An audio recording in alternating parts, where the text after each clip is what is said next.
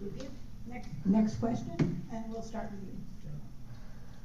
There have been many improvements on West San Carlos Street with the RDA. Now that the RDA is gone, the redevelopment agency, what do you plan to do to maintain and improve the business district? I think the same question is, how would we maintain and improve any street in San Jose? Because every street in every neighborhood deserves a paved road, sidewalks, street lights, etc. Now in government, we do try to take extra care of business districts because they do provide a tax base. But at the same time, you have things like Valley Fair, Santana Row, East Ridge, and Oak Ridge, which also do so, but those are really privately maintained. But San Jose and District 6 is unique in that we have neighborhood business districts. So I believe we as a city will always try to strive to make things whole on those business districts. But for me to make any promises when I'm laying off people, it's just not right. The reality is we'll make good efforts at trying to provide infrastructure and all those things for every neighborhood, but I can't make any promises that I would be able to provide X tomorrow. And for any rumors out there on West San Carlos, the palm trees are not coming out. They were paid for by the redevelopment agency. We're just probably going to trim them less. Thank you. West San Carlos is a vital area. It's one of the gateways to the downtown. It's also a good gateway to Santana Row and Valley Fair. It needs to be supported. The businesses that are part of the West San Carlos Business Association have worked extraordinarily hard to keep their business association on life support. And they're doing an excellent job trying to motivate people to try to do more.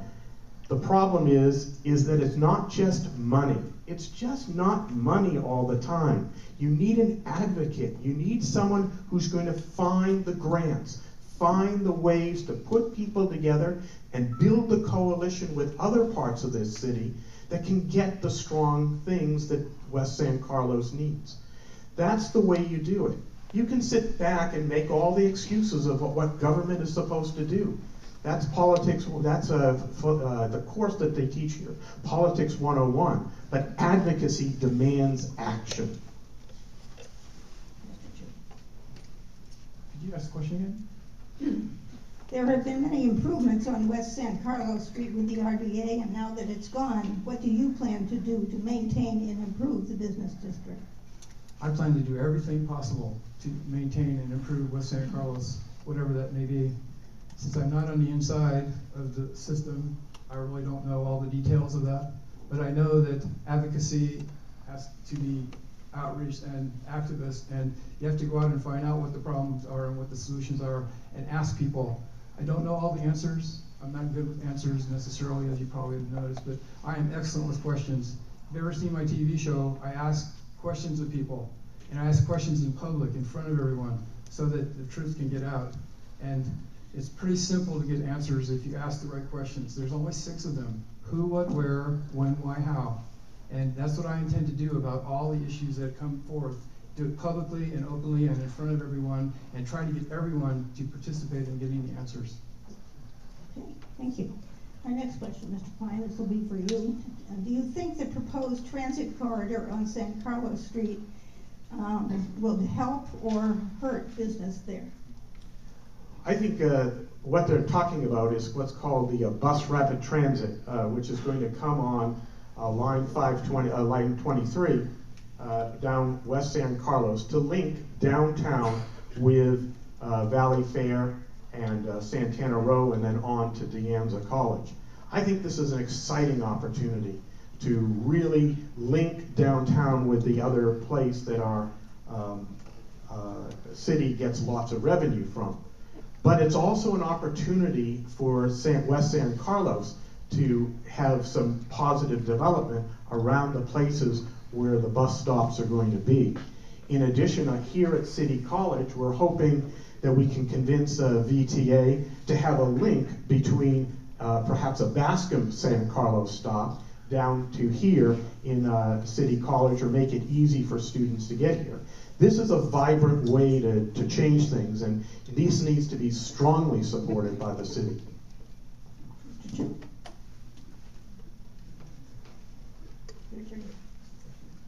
proposed transit corridor on San Carlos Street? Do you think it'll help or hurt businesses? I think it will help businesses. Okay. Oliverio? How many here took the bus this week? How many took the bus last month? Okay, what we have in this, as you well know, in San Jose is a very car-oriented city, and we're trying to change that by, and bus rapid transit is one of those flavors. We've obviously built a light rail line, and my father often jokes, why is there only one person in there? But the reality is we try to find a way to provide transit differently and less expensive, and bus rapid transit sort of acts like a light rail station, and that it has upward boarding, you buy your ticket and you hop on. So we're going to do this in the most populated or busiest transit corridor called the 522, which is Alum Rock. It has a lot of ridership. It's building for the future. There might be in our lifetime where we see $6, $7 gas, which will really change and influence how we get around. And with that, this is providing the infrastructure for that. In the short term, you're going to have a lot of uneasiness because part of these stations will remove street parking. And so those are something where the merchants will have to weigh in. Where's the best place? Next question. I believe that's you. Let's go back to the RDA.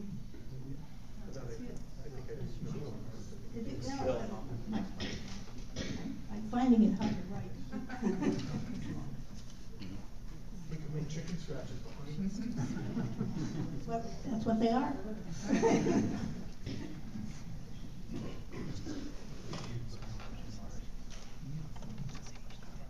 Okay, yes, it is. Question is about the RDA. How would you address the huge RDA debt that has been incurred over the years? And I think that is your question. The huge RDA debt, we have to pay it. We're stuck with it. We promised to pay it. Okay. So you could spend an hour on this one. The redevelopment agency in San Jose has been around for 56 years. That spans several mayors and several city councils. It's why we have a downtown. It's why you have jobs in North San Jose that many people here have an income from to provide for their families. It's what's really made San Jose be a fair and economic powerhouse. Redevelopment agencies were ended by the governor, all statewide, and they were never meant to last forever, and they're over with now. There's basically a pecking order in the debt that's paid from the property taxes, and those will go to pay the bonds off. And any of the obligations, whether it's San Jose or San Francisco or Los Angeles, will be met. Just depends on your opinion. I've met some people that thought redevelopment agency was the worst thing ever, and I've met other people that felt it was the most beneficial thing that happened to San Jose. At the end of the day, we'll have to manage that, and we've got all the things that I'm sure that you've enjoyed, either employment base or the arts and culture, etc. We have a $4 billion RDA debt. That was B billion.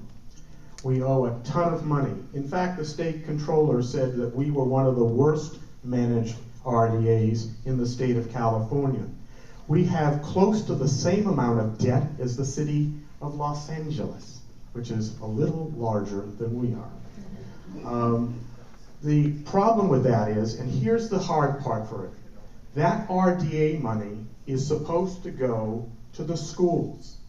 It's supposed to go to this community college, which both our schools and our community colleges are under dire straits because they're at the behest of the legislature. So the important part of this is that it's going to take about 20 years for San Jose to do its fair share for schools and the community college because of mismanagement over the past 10 to 15 years.